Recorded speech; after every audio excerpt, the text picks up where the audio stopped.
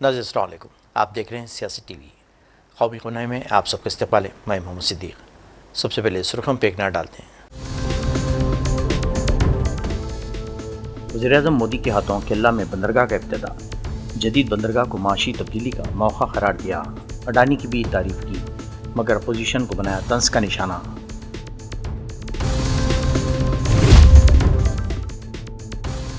सरहद पार से मुसलसिल बिलाइस्टाइल फायरिंग का सिलसिला जारी। हिंदुस्तानी फौज चौकस।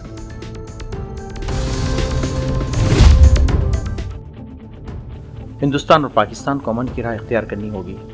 अमरीकी नायब सदर का मशवरा, कहा जंग मसाइल का हल नहीं होती।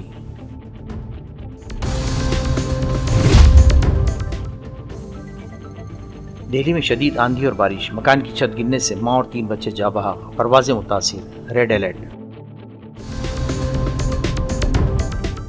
अब खबरों की तफसील पेश है। पाकिस्तानी फौज ने मुसलसिल 8वीं बार जंगबंदी मुआहदे की खिलाफ वर्जी करके जुमा और हफ्ते की दरमियानी शब जम्मू कश्मीर के सरहदों पर बिलाइस्टाइल फायरिंग की। इन्होंने कहा कि 1 और 2 मई 2025 की दरमियानी शब पाकिस्तानी फौज की चौकियों ने जम्मू कश्मीर के कपवाड़ा, बारामूला, पूंछ, नौशहरा और अखनूर के मुकाबिल लाइन ऑफ कंट्रोल के पार से बिलाइस्टाइल छोटे हथियारों से फायरिंग की। इन्होंने कहा कि वहाँ तैनात फौजी जवानों ने इसका मौसर अंदाज में जवाब दिया। ताहम किसी जानी नुकसान की कोई इत्तला नहीं है। हिंदुस्तान और पाकिस्तान के डायरेक्टर जनरल मिलिट्री ऑपरेशंस के दरमियान मंगल को हॉटलाइन पर बातचीत के बावजूद जंगबंदी मुआहदे की खिलाफ वर्जियों का सिलसिला जारी है। वज़ीर-ए-आज़म नरेंद्र मोदी ने जुमे के रोज़ केरला के विज़नजाम बैनुल-अक़वामी बंदरगाह का इफ्तिताह किया। इस मौके पर रियासत के वज़ीर आला पिनाराजन विजयन, कांग्रेस रहनुमा शशि थरूर भी मौजूद थे। 8,800 करोड़ रुपए की लागत से तैयार हुए वाली विज़नजाम बंदरगाह को खासतौर पर बड़े कार्गो जहाज़ों के लिए डिज़ाइन किया गया है। आइंदा बरसों में इसकी ट्रांसशिपमेंट सलाहियत 3 गुना तक बढ़ने की तवक्को है। इस मौके पर वज़ीर-ए-आज़म ने अपनी तकरीर के दौरान न सिर्फ बंदरगाह की अहमियत पर रोशनी डाली बल्कि अपोजिशन जमातों पर भी तंज किया। इन्होंने कहा कि आज की ये तकरीब कई लोगों की नींदें उड़ा देगी। जहाँ पैगाम जाना था वहाँ जा चुका है। इस मौके पर वज़ीर-ए-आज़म ने सनअतकार गौतम अडानी की भी तारीफ़ की। इन्होंने कहा कि यहाँ गौतम अडानी भी मौजूद हैं। अडानी ने यहाँ जो बंदरगाह बनाई है वो शायद गुजरात में भी नहीं बनाई। मैं अभी पोर्ट की विजिट करके आया हूं और गुजरात के लोगों को जब पता चलेगा कि इतना बढ़िया पोर्ट ये अडानी ने यहां केरल में बनाया है, ये गुजरात में 30 साल से पोर्ट पे काम कर रहे हैं, लेकिन अभी तक वहां उन्होंने ऐसा पोर्ट नहीं बनाया, तब उनको गुजरात के लोगों से गुस्सा शायद करने के लिए तैयार रहना पड़ेगा। हमारे मुख्यमंत्री जी से भी मैं कहना चाहूंगा, आप तो इंडिया अलायंस के बहुत बड़े मजबूत पिलर हैं, यहां शशि थरूर भी बैठे हैं, और आज का ये इवेंट कई लोगों की नींद हराम कर देगा। बल मैसेज चला गया जहां जा रहा था।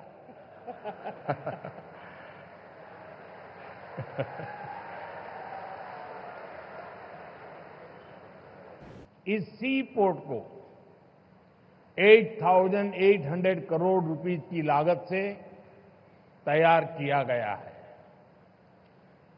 अभी इस ट्रांसशिपमेंट हब की जो क्षमता है वो भी आने वाले समय में बढ़कर के 3 गुनी हो जाएगी। यहां दुनिया के बड़े मालवाहक जहाज आसानी से आ सकेंगे। अभी तक भारत का 75% ट्रांसशिपमेंट भारत के बाहर के पोर्ट पर होता था। इससे देश को बहुत बड़ा रेवेन्यू लॉस होता आया है। ये परिस्थिति अब बदलने जा रही है। अब देश का पैसा देश के काम आएगा। जो पैसा बाहर जाता था वो केरला और विलिंगडम के लोगों के लिए नई इकोनॉमिक अपॉर्चुनिटी लेकर आएगा। साथियों, गुलामी से पहले हमारे भारत ने हजारों वर्ष की समृद्धि देखी है। एक समय में ग्लोबल जीडीपी में मेजर शेयर भारत का हुआ करता था। उस दौर में हमें जो चीज दूसरे देशों से अलग बनाती थी वो थी हमारी मैरीटाइम कैपेसिटी, हमारी पोर्ट सिटीज की इकोनॉमिक एक्टिविटी।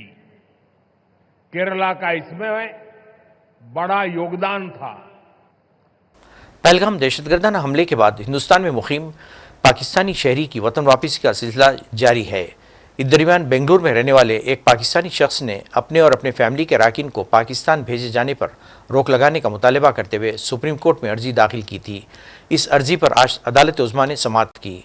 इस फैमिली का दावा है कि वो हिंदुस्तानी शहरी हैं और इनके पास हिंदुस्तानी पासपोर्ट और आधार कार्ड भी मौजूद है। वकील और अर्जी दहिंदे की दलीलें सुनने के बाद जस्टिस सूर्यकांत की क़यादत वाली बेंच ने सरकारी अफसरान को हिदायत दी कि वो इस फैमिली के अरकान की हिंदुस्तानी शहरियत के जवाज़ का पता करें। इसके लिए वो दस्तावेज़ात की गहराई से जांच करें।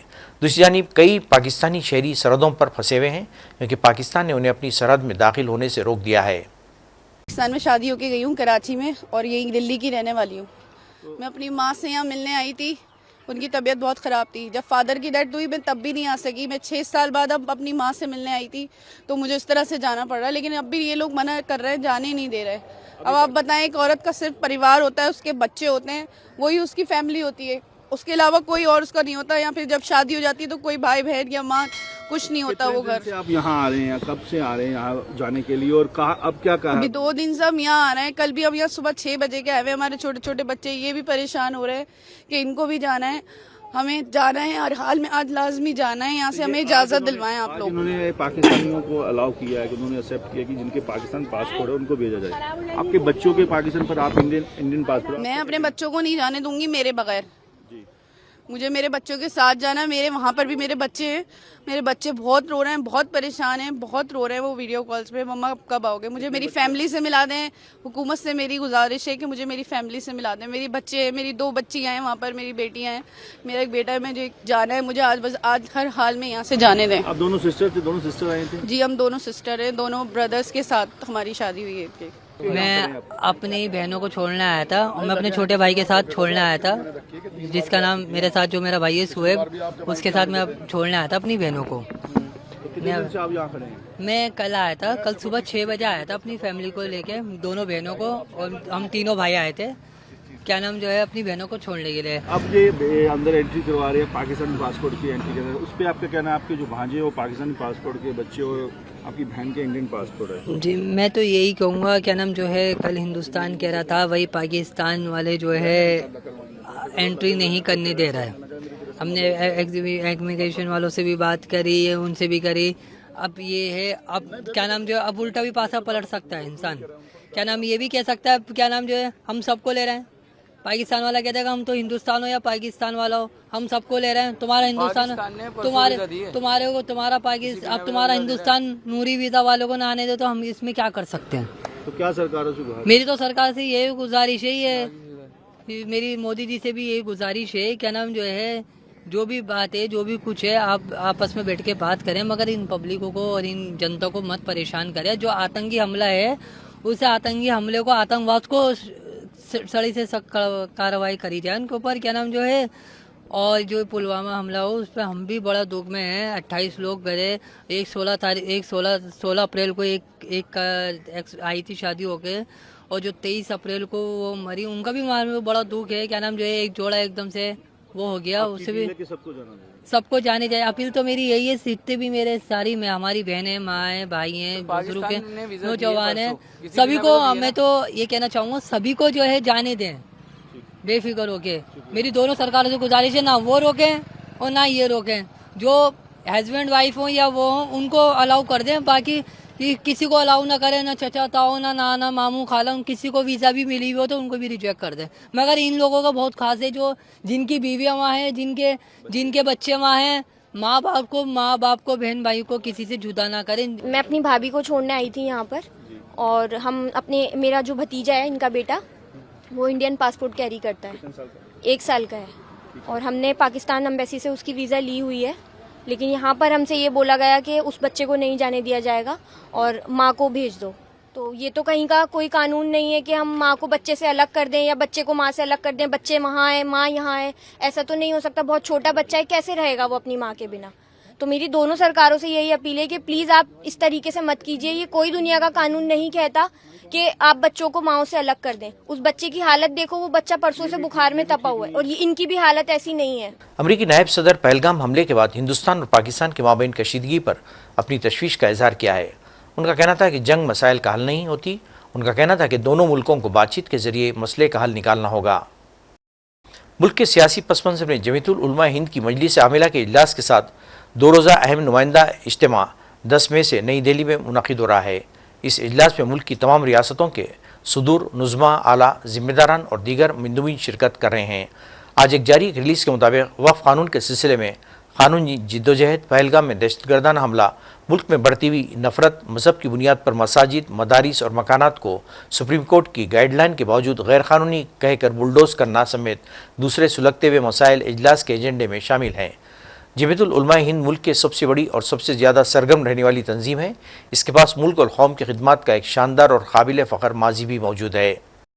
मुल्क के सबसे बड़े मीडिया और तफरीही प्लेटफॉर्म्स में एक जियो स्टार की चेयरपर्सन नीता अंबानी ने यकीन दिलाया कि जल्दी हिंदुस्तानी फ़नून और दस्तकारी दुनिया की जमालियात फ़ैशन की शक्ल देना शुरू कर देंगे। इन्होंने कहा कि ना सिर्फ फ़ैशन, तिब, रूहानियात, रक़्स और हिंदुस्तानी कहानियाँ भी हिंदुस्तान दुनिया के नक्शे में अपना मुकाम पाएंगी। नीता अंबानी मुंबई के जियो वर्ल्ड कन्वेंशन सेंटर में मुनक़िदा world audio visual and entertainment summit से खिताब कर रही थी। इस मौके पर फिल्म इंडस्ट्री से वाबस्ता फनकारों ने भी अपने ख्यालात का इजहार किया। ये समिट जो है, मैंने कल भी बोला था, ये हिस्टोरिकल होने वाली है। बिकॉज जैसे डावोस में इकोनॉमिक फोरम के लिए है, ये आने वाले सालों में एक बहुत बड़ा रोल प्ले करेगी। ये सब लोगों को इकट्ठा करेगी, दुनिया भर के एंटरटेनर्स को, राइटर्स को, आर्ट्स के लोगों को इकट्ठा करेगी। ये बहुत कमाल का इनिशिएटिव है। प्रधानमंत्री ने खुद इसको इनिशिएट किया है और मिनिस्ट्री ऑफ इंफॉर्मेशन ब्रॉडकास्टिंग और महाराष्ट्र गवर्नमेंट ने इसको इनिशिएट किया है। अभी से ही ऑलरेडी काफ़ी ज्ञान बढ़ता है लोगों को मिलने का, लोग मिलते हैं। हम कोलैबोरेशन के वर्ल्ड में कोलैबोरेट होने के, जापानीज इंडिया के साथ कोलैबोरेट कर सकते हैं, चाइनीज इंडिया के साथ कोलैबोरेट कर सकते हैं, तो इस बात के लिए बहुत अच्छी बात है। Waves, I'm very happy to be here, and it's a great initiative by the government of India for the film and media industry. It's a grand global launch. मतलब जिस तरह से ये गवर्नमेंट इनिशिएटिव है, हमारे ऑनरेबल हमारे PM साहब ने ये जो वेव्स का ये जो एक प्रस्ताव रखा है, जहाँ पहली बार हमारे देश में जब हम कहा जाता है कि चलिए हमारे रियलिटी शोज होते हैं, टेलीविजन में होते हैं, काफ़ी म्यूज़िक को वहाँ प्रोत्साहन दिया जाता है, लेकिन एक गवर्नमेंट लेवल पर एक एकदम बेसिक से लेकर टॉप लेवल तक, जहाँ हर म्यूज़िक की ना जस्ट के सिंगिंग ट्रेनिंग, लेकिन कैसे अगर आर्टिस्ट परफॉर्म कर रहे हैं, स्टेज, लाइट्स, मीडिया, हर चीज़ पर इस पर अब ध्यान दिया जाएगा। And they are looking at it as orange economy, यानी कि श्रोता जब कहीं जाकर कॉन्सर्ट सुनते हैं, देखते हैं, टिकट्स, हमारे देश में एक पॉइंट पे ऐसा हो गया था कि टैक्सेस इतने थे कि लाइव शोज नहीं होते थे, क्योंकि एंटरटेनमेंट टैक्स ऑलमोस्ट 100% हो चुका था। वहाँ नाउ टू एनकरेज के लोग जाकर कॉन्सर्ट्स देखें, टिकट्स खरीदें, और उसको एक इकोनॉमी बताया जा रहा है। So this is very encouraging. I am sure this is one of his priorities right now. I can see it. I can see the movement. I can see the interest of the people. I can see the eyeballs. I think it's a great, huge step towards launching India as a soft power other than Bollywood in the whole world. And I wish everybody all the best. I've been here just for an hour so far, but from what I've been hearing from people, it's so good to bring everyone from India, all the creators, in one platform and showcase it to the world. So I think it's a very good initiative, and I hope it continues every year and it becomes a huge opportunity place for more contents to be produced. Do you think it will be the boosting entertainment industry? It should be a big boost for the industry, because the film industry is not recognized as an industry as such. We don't have the benefits. So once the government recognizes this as an industry, then we are hoping there are much more policies in terms of taxes or in terms of the permissions for theatres and all that should become much more easier. then the way the industry grows will also be huge. Mumbai में जारी world audio visual and entertainment summit के दूसरे दिन वज़ीर ख़ारजा S Jaishankar ने खिताब करते हुए कहा कि तब्दीली का अमल एक ताकतवर तहजीबी विरसा है और हिंदुस्तान इस समिट में मुसलसिल पेशरफ्त करने जा रहा है। It is a great pleasure, great honor to address the global media dialogue of the first WAVE summit, and I thank the ministers and distinguished heads of organizations and all the delegates from across the world for your participation and presence here today. We have a microcosm of the global community at WAVES. Content creators, policymakers, actors, writers, producers, visual artists and others. And the lively conversations and the intense networking that we seek to promote are supplemented by exhibitions, innovation pavilions, creativity bazaars, and technology kiosks. This conversation at the beginning of day 2, however, holds a special significance because we are discussing as policymakers the contours of the emerging environment. So allow me on this occasion to make 5 points for your collective consideration. 1. We all speak of a world under transformation. It is vital to recognize that the process of change actually has a strong cultural dimension. The truth is that the world is essentially, intrinsically and essentially diverse, and that pluralism has been suppressed in the past by both colonialism and big power dominance. As we seek now to democratize the international system, it is not enough to just assert political and economic independence. It is equally essential that we give voice to our traditions, to our heritage, to ideas, to practices, and to our creativity.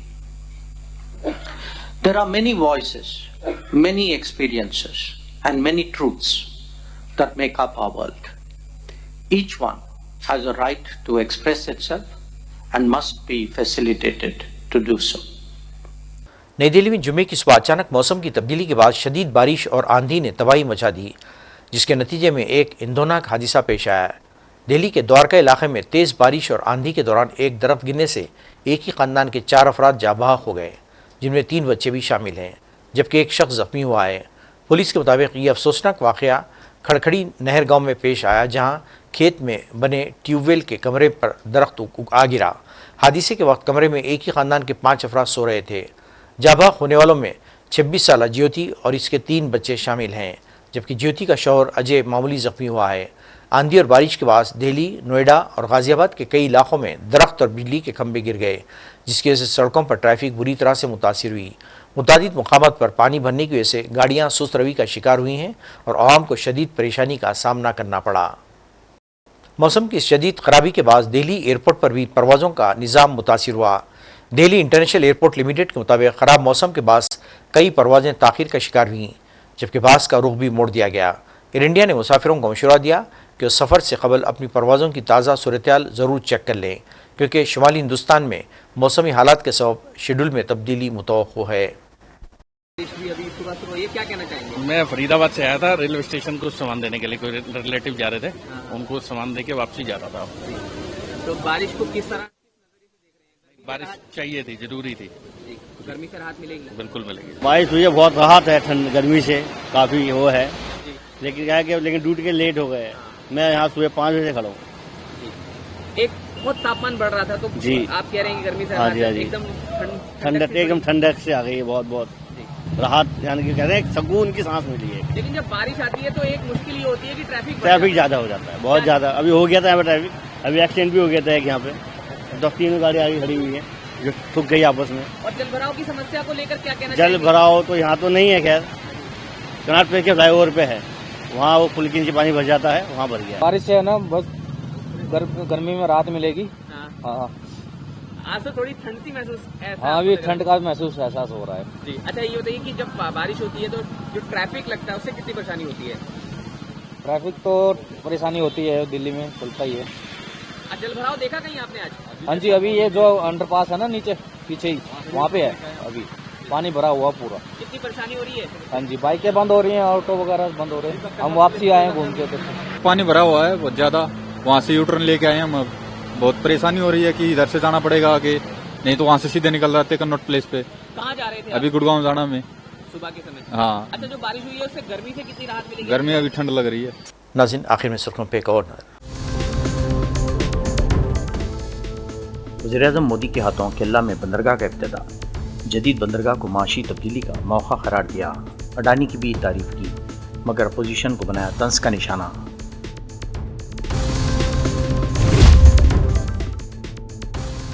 सरहद पार से मुसलसिल बिलाइस्टाइल firing का सिलसिला जारी, हिंदुस्तानी फौज चौकस।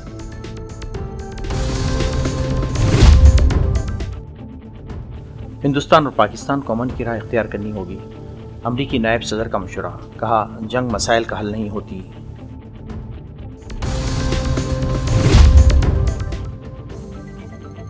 दिल्ली में शदीद आंधी और बारिश, मकान की छत गिरने से मां और 3 बच्चे जा बहा, परवाजें मुतासिर, रेड अलर्ट। नाज़रीन, इसके साथ ही कौमी खबरनामा खत्म होता है। मुझे और सारी सियासत की टीम को इजाज़त दें। अल्लाह हाफ़िज़।